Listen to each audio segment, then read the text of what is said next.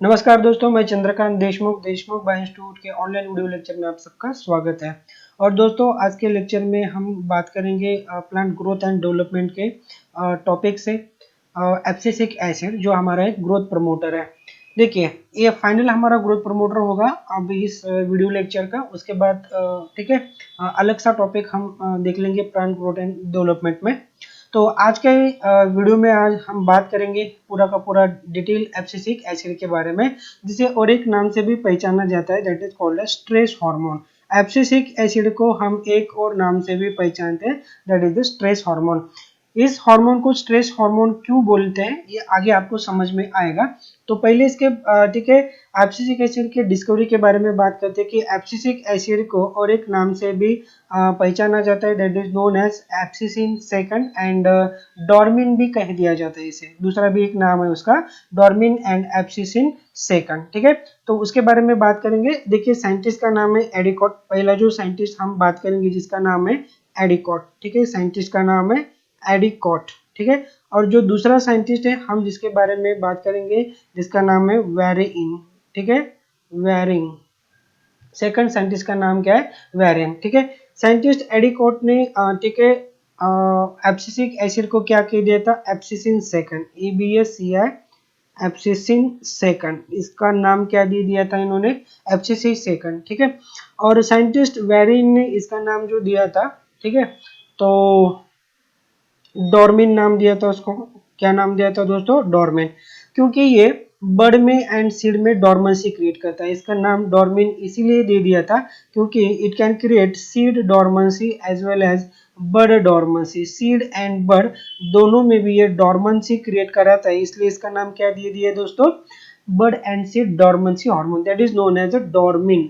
ठीक है, देखिए डॉर्मिन नाम जो दे दिया था साइंटिस्ट वेरिंग ने नाम दिया था उसका, और साइंटिस्ट एडिकॉट ने इसका नाम क्या दे दिया था, एब्सिसिन। ठीक है, आप इस बात को अच्छी तरह से याद रखना है दोस्तों कि साइंटिस्ट एडिकॉट का ए एंड एब्सिसिन का ए, ये अगर ये आप दोनों बातें याद रखोगे तो वेरिंग साइंटिस्ट ने, ठीक है, जो नाम दिया था यहाँ पे, जिसका नाम क्या है दोस्तों, डॉर्मिन नाम है। ठीक है, सो एब्सिसिक एसिड कहिए या एब्सिसिन सेकंड कहिए या डॉर्मिन कहेंगे, this are all the form of stress hormone. ये कहाँ पे काम करेंगे, स्ट्रेस हार्मोन। देखिए, एब्सिसिक एसिड का अगर हम प्रिकर्सर के बारे में बात करते हैं, एब्सिसिक एसिड के अगर प्रिकर्सर के बारे में बात करते हैं, तो हमें ये पता चलता है कि एब्सिसिक एसिड का प्रिकर्सर ठीक है, कहाँ पे, क्लोरोप्लास्ट के अंदर। कहाँ पे, क्लोरोप्लास्ट के अंदर अगर हम बात करते हैं तो एक कैरोटेनॉइड होता है। कौन होता है वो, आई एम सॉरी, एक ज़ैंथोफिल होता है। कौन होता है वो, ज़ैंथोफिल, जिसका नाम है, ठीक है, वायोला ज़ांथिन। जिसका नाम क्या है दोस्तों, वायोला ज़ांथिन। ठीक है, ये बात आपको याद रखना है। Violaxanthin is a kind of a xanthophyll which found in chloroplast. कहाँ पे मिलेगा ये हमें, क्लोरोप्लास्ट के अंदर मिलता है। ठीक है, सो क्लोरोप्लास्ट के अंदर अगर प्लांट के अगर आपको पूछा जाए एब्सिसिन से, ठीक है, हार्मोन का प्रिकर्सर कौन है, तो आप क्या कहोगे दोस्तों, violaxanthin. Violaxanthin is a, ठीक है, कोलेस्ट्रॉल, ठीक है, chloroplastic precursor of hormone abscisic acid. ठीक है, तो अगर हम ठीक है एब्सिसिक एसिड के बारे में और बात करते हैं तो हमें ये पता चलता है, ठीक है, एब्सिसिक एसिड ठीक है इज अ सिस सेस्क्यू टर्पिन। कौन है दोस्तों ये, सिस सेस्क्यूटर्पिन। ये बात भूलना नहीं है आपको। ठीक है, सिस सेस्क्यूटर्पिन है ये। कौन, abscisic acid is a kind of cis sesquiterpene. ठीक है, एम्स के एग्जाम के लिए, नीट के एग्जाम के लिए आपको ये याद रखना बहुत ही जरूरी है। इट इज कॉल्ड एज सिस सेस्क्यूटर्पिन। कौन, एब्सिसिक एसिड। ठीक है, अब सेस्क्यूटर्पिन के बारे में अगर बात करते हैं, ठीक है, sesquiterpene is a kind of a terpene. कौन है ये, secondary metabolite, that is called as terpene, जिसके अंदर कार्बन कितने होते हैं, ठीक है, जिसके अंदर 15 कार्बन होते हैं। वहां पे 15 कार्बन हमें दिखाई देते हैं। और कितने आइसोप्रेन यूनिट होते हैं वहां पे, 3 आइसोप्रेन यूनिट पाए जाते हैं। 3 आइसोप्रेन यूनिट हमें दिखाई देते हैं। ठीक है, 3 आइसोप्रेन यूनिट, 3 आइसोप्रेन यूनिट से बनता है ट्राइटर, ठीक है, सेस्क्यूटर्पिन। एंड सेस्क्यूटर्पिन से बिलोंग करने वाला जो हार्मोन है हमारे पास, that is about the abscisic acid, dormin या एब्सिसिन सेकंड भी कह सकते हो आप। ठीक है, तो साइंटिस्ट के बारे में भी बात किया हमने। देखिए आपने अभी तक जो बात की है एब्सिसिक एसिड के बारे में, abscisic acid is a type of stress hormone. कौन है दोस्तों? एक स्ट्रेस हार्मोन है, ठीक है, जिसका प्रिकर्सर कौन पाया जाता है? वायोलक्सांथिन, जो एक कौन है, ठीक है, जो एक ज़ांथोफिल है, और ये कहाँ पे पाया जाएगा? क्लोरोप्लास्ट के अंदर। साइंटिस्ट एडिकोट ने इसका नाम क्या दे दिया था? एब्सिसिन सेकंड, आई थिंक 1963 में, एब्सिसिन सेकंड। एंड साइंटिस्ट वेरिंग ने इसका नाम क्या दिया था? ठीक है, 1964 में, ठीक है, इसको क्या कहा था? Dormant, because it create dormancy in bird and seed. Bird and seed में ये डॉर्मेंसी क्रिएट करता है। एक्चुअली एब्सिसिक एसिड कौन है? सेस्क्विटर्पिन है। सेस्क्विटर्पिन इसे क्यों कह दिया जाता है दोस्तों?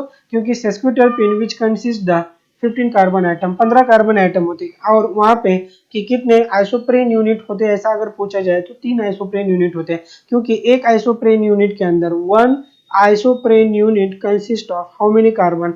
5 कार्बन होते हैं। तो 15 बनाने के लिए हमें कितने लगेंगे वहां पे आइसोप्रेन यूनिट? 3 तो लगेंगे ना, ठीक है। सो that is about the abscisic acid, ठीक है। थोड़ी सी इंफॉर्मेशन हमने ले ली है एब्सिसिक। देखिए एब्सिसिक एसिड के दो फंक्शन होते हैं, एब्सिसिक एसिड के दो फंक्शन, ठीक है, कि as like the other growth hormone, कहाँ पे, ठीक है, वेरी निग्लिजिबल ये ग्रोथ में काम करता है, बट इसका जो मेन रोल आता है ना, इनिबिशन में काम आता है, ठीक है। So it is a major inhibitory hormone भी आप कह सकते हो, ठीक है। इनिबिशन में इसका मैक्सिमम रोल हमें दिखाई देता है दोस्तों, किसका? एब्सिसिक एसिड का, ठीक है। Abscisic acid is majorly involved in inhibition of the processes, ठीक है। देखिए अब बात करते हैं कि एब्सिसिक एसिड, ठीक है, का एक एंटागोनिस्टिक हार्मोन भी आपको, ठीक है, पता होना चाहिए। एब्सिसिक एसिड किसके अपोजिट में जाके काम करता है? किसके अपोजिट में जाके काम करता है, ठीक है। मान लो कि हमारे पास एब्सिसिक एसिड है, और एब्सिसिक एसिड किसके अपोज में जाके काम करता है? अगर ऐसा पूछा जाए आपको, तो आपको बोलना है जिबरलिक एसिड 3 के अपोज में जाके काम करता है। क्यों? क्योंकि जिबरलिक एसिड 3, ठीक है, Ga3 सीड जर्मिनेशन को काम, मतलब सीड जर्मिनेशन में काम करेगा, मतलब डॉर्मेंसी को ब्रेक करने के लिए सीड जर्मिनेशन में काम करेगा। मतलब क्या है कि डॉर्मेंसी को क्या करेगा? ये ब्रेक कराएगा। डॉर्मेंसी ब्रेकर कौन? Gibberellic acid. Gibberellic acid is a dormancy breaker, while ठीक है, abscisic acid is a dormancy maker. ये कौन होगा? Dormancy maker. ये डॉर्मेंसी को बनाता है और ये डॉर्मेंसी को ब्रेक कराता है। कौन? Ga3, ठीक है। तो ये दोनों एक दूसरे के एंटागोनिस्टिक हार्मोन है, ये बात आपको याद रखना है। दो हार्मोन एक दूसरे के कैसा हार्मोन है दोस्तों? एंटागोनिस्टिक हार्मोन, ठीक है। एंटागोनिस्टिक हार्मोन अपोजिटली फंक्शन करेंगे, इसलिए हम इन्हें क्या कहेंगे? Antagonistic hormone. Abscisic acid and gibberellic acid, abscisic acid and gibberellic acid, these are the antagonistic hormone, because gibberellic acid is involved in the seed germination, while the abscisic acid involves in the dormancy of the seed. It involved in the dormancy of the seed. अब अगर हम बात करते हैं कि abscisic acid के production के बारे में, अगर हम एब्सिसिक एसिड के प्रोडक्शन में अगर बात करते हैं इसके बारे में, तो हमें पता चलता है कि मैच्योर लीव्स में इसका, ठीक है, बहुत ज्यादा प्रोडक्शन होता है। मैच्योर लीव्स में, कहाँ पे दोस्तों? मैच्योर लीव्स में खूब बहुत ज्यादा प्रोड्यूस होता है। और देखिए ये, ठीक है, कहाँ पे प्रोड्यूस हो सकते हैं? फ्रूट में भी प्रोड्यूस हो सकते हैं ये फ्रूट्स, ठीक है, एंड फ्लावर्स में भी ये बहुत ज्यादा मात्रा में प्रोड्यूस होते हैं। Fruits and flowers as well as seed के अंदर, सीड को जर्मिनेट ठीक है करने से इनिबिट करना है ना, तो वहां पे भी हमें पता चलता है कि किसका प्रोडक्शन ज्यादा होता है, ठीक है, एब्सिसिक एसिड। देखिए फिर से देखिए दोस्तों कि एब्सिसिक एसिड का प्रोडक्शन मैच्योर लीव्स में आपको ज्यादा दिखाई देगा, ठीक है, फ्रूट्स में भी दिखाई देता है, फ्लावर्स में भी आपको दिखाई देगा, and as well as seed में भी ये, ठीक है, प्रोड्यूस होता है। अगर इसका ट्रांसपोर्टेशन अगर देखा जाए प्लांट के अंदर, इसका अगर हम ट्रांसपोर्टेशन का बात करते हैं, ठीक है, ट्रांसपोर्टेशन ऑफ एब्सिसिक एसिड के बारे में अगर बात करते हैं, तो हमें ये बात पता चल रही है कि एब्सिसिक एसिड का ट्रांसपोर्टेशन वेस्कुलर टिश्यू से होता है। कहाँ से होता है ये? डिफरेंट वेस्कुलर टिश्यू से, ठीक है, वेस्कुलर टिश्यू इनका क्या करेंगे? ट्रांसपोर्टेशन करेंगे, ठीक है। अगर ट्रांसपोर्टेशन के बारे में पूछा गया है तो आप बोल सकते हो कि यहाँ पे, ठीक है, वेस्कुलर टिश्यू से इसका ट्रांसपोर्टेशन हो रहा है। कहाँ कहाँ पे प्रोड्यूस होता है ये भी बात हमने कह दी आपको, जैसे कि मैच्योर लीव्स में ये प्रोड्यूस होता है, या फ्रूट्स में भी ये प्रोड्यूस होता है, फ्लावर में भी ये प्रोड्यूस होता है, एज वेल एज सीड में भी प्रोड्यूस होता है, ठीक है, और उसका transportation through the vascular tissue से कर दिया जाता है। ये बातें आपको याद रखने। अब जाके बात करेंगे हम एब्सिसिक एसिड के फंक्शन के बारे में। Now we are dealing with the functions of abscisic acid, functions of different functions of abscisic acid. देखिए पहला जो फंक्शन आएगा हमारे पास, नाम ही इसका अगर एब्सिसिक एसिड है तो कहाँ पे काम करेगा, एब्सेशन में ये काम करेगा। पहला फंक्शन कहाँ पे आएगा, एब्सेशन में, ABSCESSION, एब्सेशन में इसका रोल आएगा। ठीक है, एब्सेशन का मतलब क्या होता है कि formation of abscission layer, formation of abscission layer, formation of abscission layer. मान लो कि ये कोई ट्री का ब्रांच है और यहाँ पे मान लो कि कोई पेटियोल वाला पार्ट है और यहाँ पे, ठीक है, मान लो कि ये ल्यूज वाला पोर्शन है। ठीक है, अगर ल्यूज को, ठीक है, सिलेसेंस करके यहाँ पे फॉल ऑफ करना है, ठीक है, तो इस पार्ट में क्या होना चाहिए वहां पे, ठीक है, एब्सेशन का लेयर फॉर्म होना चाहिए। ठीक है, सो हमें पता है कि एट द बेस ऑफ पेट्यूल, जो लीफ का पेट्यूल है, यहाँ पे क्या होना चाहिए, लेयर ऑफ एब्सेशन फॉर्म होना चाहिए, लेयर ऑफ एब्सेशन। ठीक है, लेयर ऑफ एब्सेशन में होता क्या है कि वहां पे जो सेल्स होते हैं ना, यहाँ पे जो भी कनेक्शन में सेल्स होते हैं ना, वो वीक होने शुरू हो जाते हैं। सेल्स क्या होने शुरू हो जाते हैं, वीक, उनमें क्या होने लगता है, डेथ होने लगता है। अगर वहां पे सेल्स वीक हो रहे हैं या डेथ हो रहे हैं तो ये ज्यादा देर तक ये पार्ट, ठीक है, जो लीफ का जो पार्ट है ना यहाँ पे, वो प्लांट के ब्रांच के साथ ज्यादा देर तक टिका नहीं रहेगा, वो क्या हो जाएगा, वहां से फॉल ऑफ हो जाएगा। तो मतलब क्या है कि पहले तो एब्सेशन होगा और उसके बाद क्या होगा, सीनेसेंस, या पहले सीनेसेंस होगा, डेथ होगा, उसके बाद एब्सेशन हो रहा है, फॉल ऑफ होते जा रहा है। ठीक है, तो ये बातें यहाँ पे हो रही है। ठीक है, सो एब्सेशन में भी ये काम करेगा एज वेल एज, ठीक है, तो सीनेसेंस में भी ये काम कर रहा है। कौन सा hormone, abscisic acid. So this is the first function of abscisic acid which involve in the process of abscission. किसमें काम कर रहा है दोस्तों, ये प्रोसेस ऑफ एब्सेशन में काम कर रहा है। Now we are dealing with the second function of abscisic acid, that is it involve in the transpiration. ये किस चीज में इन्वॉल्व होता है दोस्तों, ट्रांसपिरेशन में इन्वॉल्व होता है, ट्रांसपिरेशन प्रोसेस में ये इन्वॉल्व होता है। कौन, एब्सिसिक एसिड। ठीक है, देखिए एब्सिसिक एसिड अगर ट्रांसपोर्ट मतलब ट्रांसपिरेशन में काम करता है तो ये ट्रांसपिरेशन को निगेटिवली कंट्रोल करता है। मतलब क्या है कि रेट ऑफ ट्रांसपिरेशन को ये कम कर देगा, rate of transpiration, rate of transpiration को ये क्या करेगा, डिक्रीज कराएगा। रेट ऑफ ट्रांसपिरेशन को क्या करेगा दोस्तों, ये डिक्रीज कराएगा। ठीक है, कैसे डिक्रीज कराएगा, स्टोमेटा को क्लोज करके, किसको, स्टोमेटा को क्लोज कराएगा। अब आप पूछोगे कि सर यार व्हाट इज द स्टोमेटा, ठीक है, क्या होगा स्टोमेटा। स्टोमेटा हमें पता है कि लीफ, ठीक है, जो दो टाइप के सेल से बना हुआ जो स्ट्रक्चर होता है वहां पे, that is about the guard cell.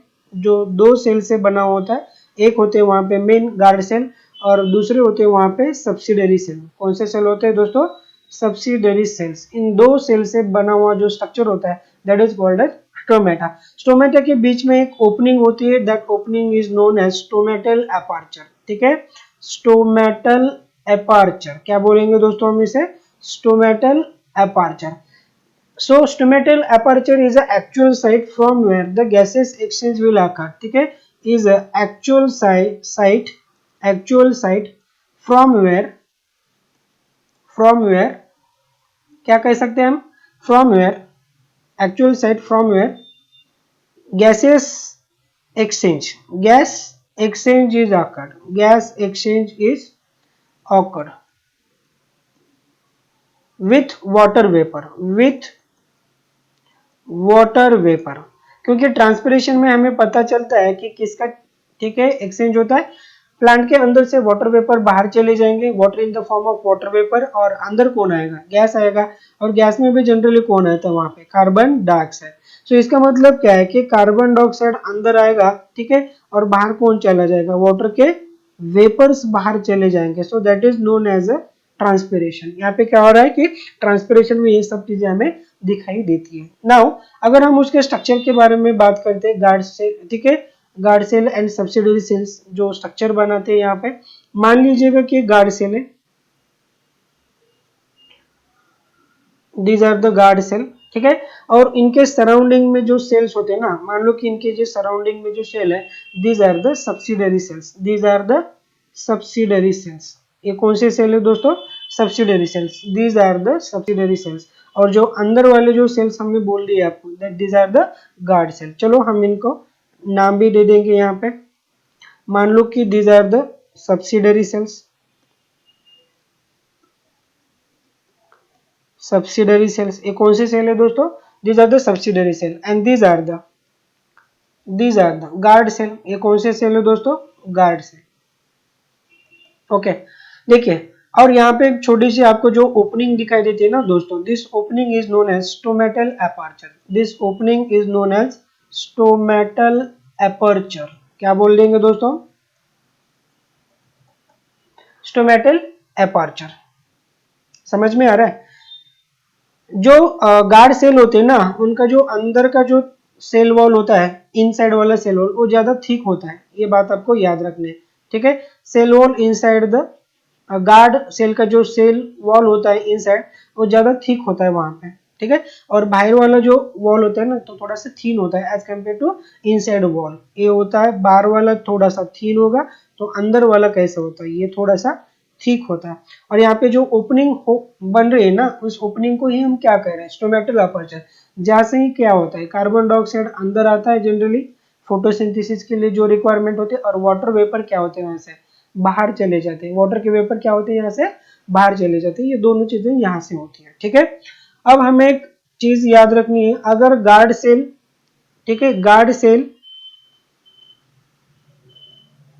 And subsidiary cells के बारे में, subsidiary cells, guard cells and subsidiary cells के बारे में कुछ चीजें हमें याद रखनी है। बहुत इंपॉर्टेंट चीजें है दोस्तों ये, जिसके बारे में अभी हम बात करने वाले हैं। Guard cells and subsidiary cell के बारे में एक इन चीजों को आपको बहुत ध्यान से याद रखना है। देखिए, गार्ड सेल के बारे में अभी एक बात कह सकते हैं कि अगर हम यहाँ पे जीसी लिख देंगे गार्ड सेल के लिए, अगर मान लो कि गार्ड सेल यहाँ पे टर्जिड होती है, गार्ड सेल क्या होती है वहां पे? टर्जिड। अगर गार्ड सेल वहां पे अगर टर्जिड होती है, मतलब क्या है कि उनके अंदर कौन चला जा रहा है? Water. Water inside guard cell है, वाटर इनसाइड गार्ड सेल। अगर गार्ड सेल टर्जिड होते हैं ना, तो दोस्तों एक बात आपको यहाँ पे देखने को मिलेगी कि ठीक है, स्टोमेटा क्या हो जाएगा? स्टोमेटा ओपन अप हो जाएगा। गार्ड सेल अगर टर्जिड है तो स्टोमेटा क्या होगा? वहां पे ओपन अप हो जाएगा। अगर स्टोमेटा ओपन अप होगा तो वाटर वेपर क्या होंगे? बाहर चले जाएंगे, और ठीक है, कार्बन डाइऑक्साइड क्या होने लगेगा? अंदर आने लगेगा। ट्रांसपिरेशन हमें पता चल रहा है यहाँ पे, ठीक है? सो यहाँ पे जो बात हमने कही आपके लिए, ठीक है, that is about the turgidity of guard cell.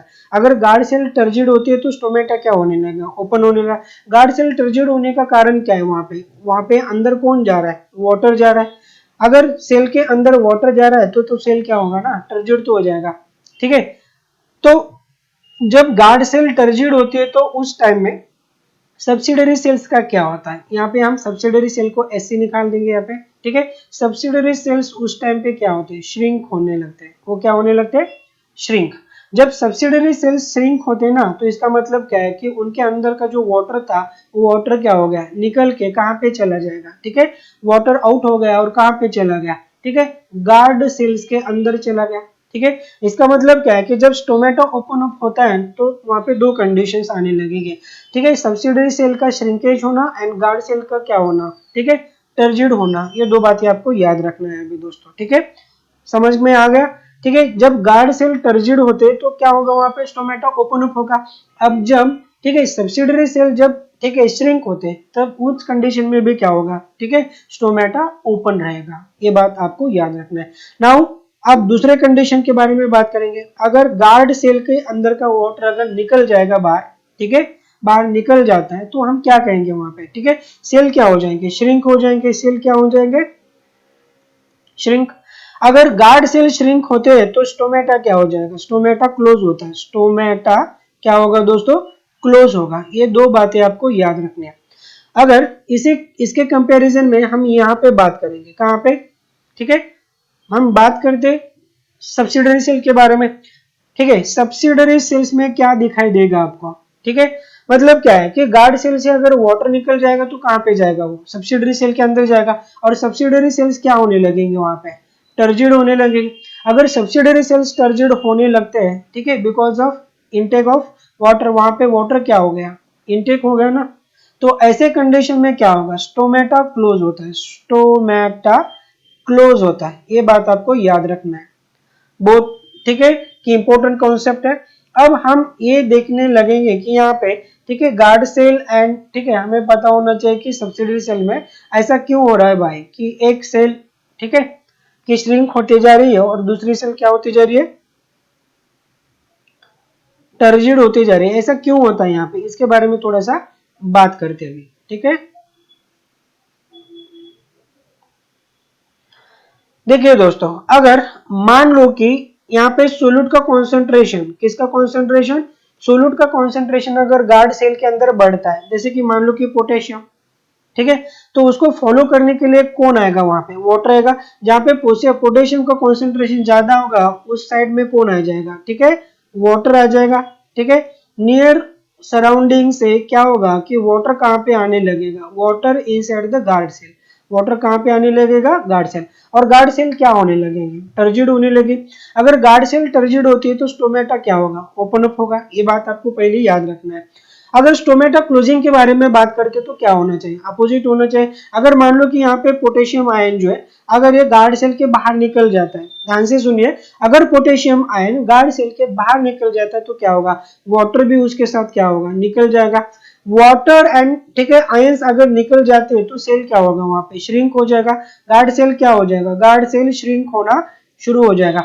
जब गार्ड सेल श्रिंकेज हो जाएंगे तो क्या होगा, वहां पे स्टोमेटा क्लोज हो जाएगा, ठीक है, स्टोमेटा क्लोज होने लगेगा। यही दो बातें आपको याद रखनी, स्टोमेटा कब क्लोज होता है एंड स्टोमेटा कब ओपन होने लगता है। ये डिपेंड करता है सोल्यूट के कॉन्सेंट्रेशन के ऊपर, ये डिपेंड करता है वाटर के मूवमेंट के ऊपर, ये डिपेंड करता है turgidity and shrinkage of cell के ऊपर डिपेंड करता है। तो ये सब चीजें बैलेंस करना, मतलब क्या है कि यहाँ पे एब्सिसिक एसिड का रोल क्या आएगा, फिर एब्सिसिक एसिड का रोल क्या आएगा, जब एब्सिसिक एसिड यहाँ पे बनेगा ना, ये तो गार्ड सेल से पोटेशियम को निकाल देगा, गार्ड सेल से किसको निकाल देगा, पोटेशियम को बाहर निकाल देगा।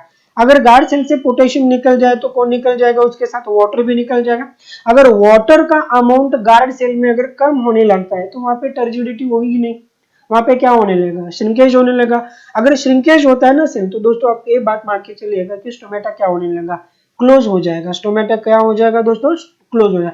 तो स्टोमेटा को क्लोज करना ये किसका फंक्शन है, सो एब्सिसिक एसिड, ये बात याद रखेंगे, abscisic acid is involve in stomatal closing. किस चीज में काम करेगा दोस्तों, ये स्टोमेटल क्लोजिंग में ये काम करता है, ना कि ओपनिंग में करेगा नहीं है, ठीक है, ठीक है। ये किस चीज में काम करेगा दोस्तों, स्टोमेटल क्लोजिंग में काम करता है, ये बात आप पक्का याद रखोगे, ठीक है।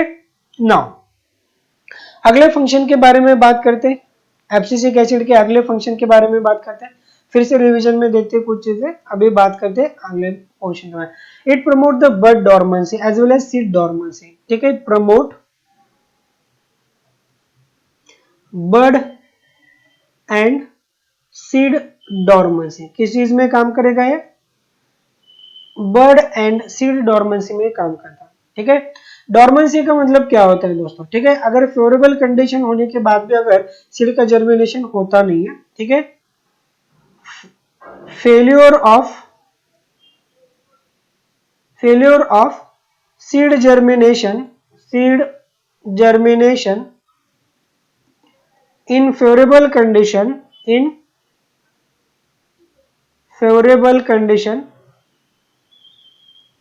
That is called as dormancy. Favourable condition होने के बाद भी अगर सीड जर्मिनेट नहीं होते ना, उसी चीज को हम क्या कहेंगे, डॉर्मेंसी कहेंगे, ठीक है, बात समझ में आ रही है।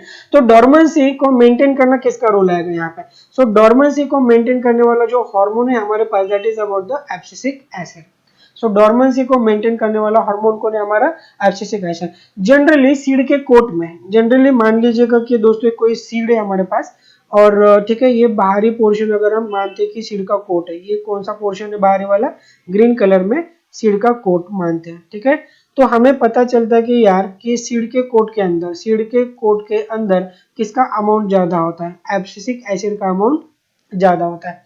बट जब आप इस सीड को पानी के अंदर रखोगे ना दोस्तों, किसके अंदर रखोगे इसको, पानी के अंदर, तो क्या होगा, पानी अंदर जब चला जाता है ना तो सीड का जो भारी वाला कवर जो होता है ना, पोट होता है ना, उसको ब्रेक कराएगा।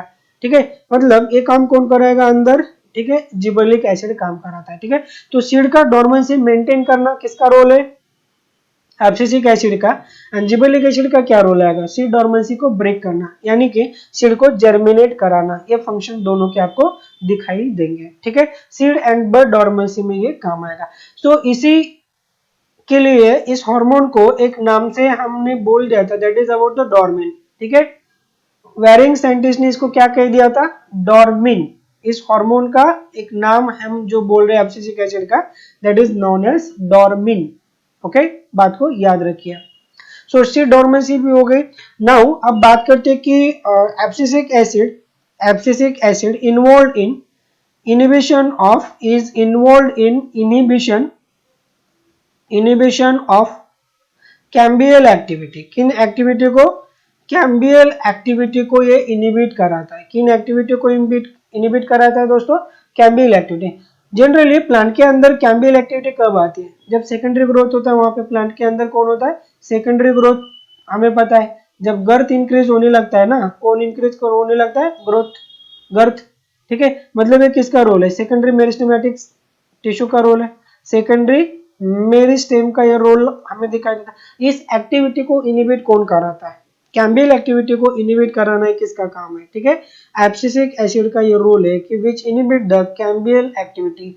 दोस्तों ये बात बहुत अच्छी तरह से आपको याद रखना है। ठीक है, कैम्बियल एक्टिविटी को इनहिबिट करना किसका रोल आ रही है, एब्सिसिक एसिड का रोल आ रहा है। अभी बात करते हैं एक लास्ट फंक्शन के बारे में, एब्सिसिक एसिड का। ठीक है, एब्सिसिक एसिड क्या करता है कि दोस्तों कि ग्रीन, मान लो कि हमारे पास कोई ग्रीन फ्रूट है, ग्रीन फ्रूट को येलो फ्रूट में भी ये कन्वर्ट कराता है। ग्रीन फ्रूट को ये येलो फ्रूट में भी ये क्या कराएगा, कन्वर्ट कराता है। मतलब क्या है कि वहां पे किसका सिंथेसिस होने लगेगा, ग्रीन से अगर चीजें येलो होने लगती है तो वहां पे किसका प्रोडक्शन बढ़ने लगा, कैरोटेनॉइड्स का। किसका प्रोडक्शन बढ़ाएगा ये, कैरोटेनॉइड्स। इसका मतलब क्या है कि directly abscisic acid is involve in the synthesis of carotenoid in case of fruits. ठीक है, सो ग्रीन फ्रूट को येलो फ्रूट में कन्वर्ट करना ये किसका रोल आएगा, ठीक है, एब्सिसिक एसिड का ये रोल आता है दोस्तों। ठीक है, so abscisic acid is involve in the development as well as maturation and as well as dormancy. So abscisic acid किन किन चीजों में इन्वॉल्व हो रहा है,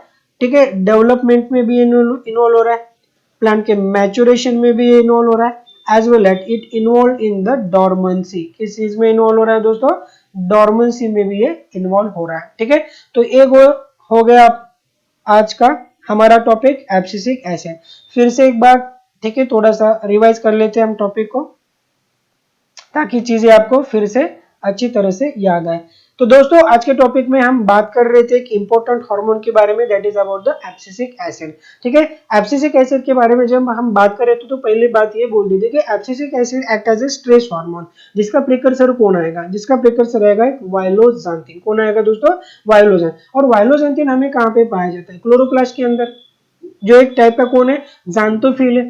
तो उसके बाद हमने बोल दिया था कि दो साइंटिस्ट जिसका नाम है एडिकोट एंड वेरिंग साइंटिस्ट। एडिकोट ने एब्सिसिक एसिड को क्या कहा था, एब्सिसिन सेकंड कहा था, एंड वेरिंग ने क्या कहा था, उसको डोर्मेन हार्मोन कहा था। ठीक है, डोर्मेन क्यों कहते हैं हमें से, because it create the dormancy in case of seed as well as in case of bird, दोनों के भी डोर्मेंसी में इन्वॉल्व होता है। उसके बाद हमने कहा था कि एब्सिसिक एसिड एक सिस सेस्क्विटर्पिन है। कौन, एक सिस सेस्क्यूटर्पिन। ये बात याद रखिए,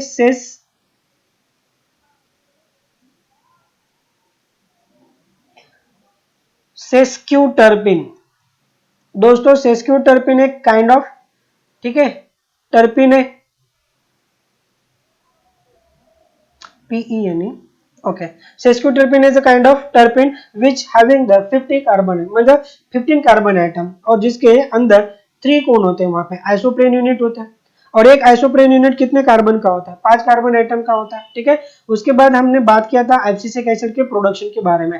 एब्सिसिक एसिड कहाँ पे प्रोड्यूस होता है, मैच्योर लीव्स के अंदर प्रोड्यूस होता है, फ्रूट के अंदर प्रोड्यूस होता है, फ्लावर्स एंड सीड के अंदर भी ये प्रोड्यूस होता है। ठीक है, एब्सिसिक एसिड का जो रोल है ना, किसके अपोजिट रोल आएगा, एंटागोनिस्टिक रोल किसके अपोज में आता है इसका, ठीक है, gibberellic acid, because gibberellic acid is involve in the seed germination while the abscisic acid is involve in the, ठीक है, डॉर्मेंसी। ये किस चीज में काम करेगा, ये डॉर्मेंसी में काम करेगा, तो ये डॉर्मेंसी को ब्रेक करेगा जिबरेलिक एसिड। उसके बाद हमने फंक्शन के बारे में बात कर रहे थे हम, ठीक है। एब्सिसिक एसिड का पहला फंक्शन एब्सेशन, जो हमें पता है कि एब्सेशन लेयर का एक वीक सेल का लेयर फॉर्म करेगा, तो जहाँ पे, ठीक है, पार्ट क्या हो सकता है, प्लांट का ब्रेक होके फॉल डाउन हो सकता है, इसके बारे में हमने बात किया था, ठीक है, ड्यूरिंग द सीनेसेंस प्रोसेस। उसके बाद हमने बात किया था कि ट्रांसपिरेशन में इसका रोल क्या है, ठीक है, what is the role of abscisic acid in the transpiration. Rate of transpiration को डिक्रीज कराना, ये बात आपको याद रखना है। नेट वाले पूछेंगे आपको ये इंक्रीज कराता है या नो चेंज बोलेंगे, आपको ये बात बोलना है कि abscisic acid decrease the rate of transpiration, मतलब क्या है कि वाटर कंजर्वेशन में काम करेगा। कहाँ पे काम करेगा ये, वाटर कंजर्वेशन में ये काम करेगा, water conservation during summer season. किस सीजन में दोस्तों, ड्यूरिंग समर सीजन में ये वाटर का कॉन्सेंट्रेशन मेंटेन करने के लिए काम करेगा, ठीक है। सो यहाँ पे हमने बोल दिया था कि दो टाइप के सेल्स, एक थे गार्ड सेल और दूसरे थे सब्सिडरी सेल्स, ठीक है। स्टोमेटल अपर्चर के बारे में मैंने पढ़ लिया था, स्ट्रक्चर भी निकाल दिया था हमने, ठीक है। एक्चुअली ट्रांसपिरेशन होता क्या है इसके बारे में भी हमने पढ़ लिया था, ठीक है। यहाँ पे ठीक है, ये जो रेड कलर का जो सेल था हमने बोल दिया था कि गार्ड सेल, यहाँ पे स्टोमेटल अपर्चर, और उसके बाजू में जो सेल्स थे ना वो थे सब्सिडरी सेल्स, ठीक है। उसके बाद कुछ कंपेरेटिव पॉइंट भी हमने कह दिया कि abscisic acid is involve in the closing of stomata. अगर स्टोमेटा क्लोज होता है तो वाटर का ट्रांसपिरेशन भी क्या होगा, वहां पे कम हो जाएगा, वाटर का ट्रांसपिरेशन कम हो जाएगा। अगर वाटर का ट्रांसपिरेशन कम होता है तो क्या होता है दोस्तों वहां पे, ठीक है, वाटर का ट्रांसपिरेशन अगर कम होता है तो वाटर का कंजर्वेशन ज्यादा होने लगा। तो गार्ड सेल के अंदर हमने बोल दिया था कि गार्ड सेल कब टर्जिड होते हैं, जब उनके अंदर पानी चला जाएगा। पानी कब चला जाता है कि बिकॉज ऑफ गार्ड सेल के अंदर पोटेशियम का कॉन्सेंट्रेशन क्या होगा, ज्यादा होना चाहिए, ठीक है। सो सोल्यूट का कॉन्सेंट्रेशन अगर ज्यादा होता है तो सॉल्वेंट वहां पे पहुंच ही जाएगा।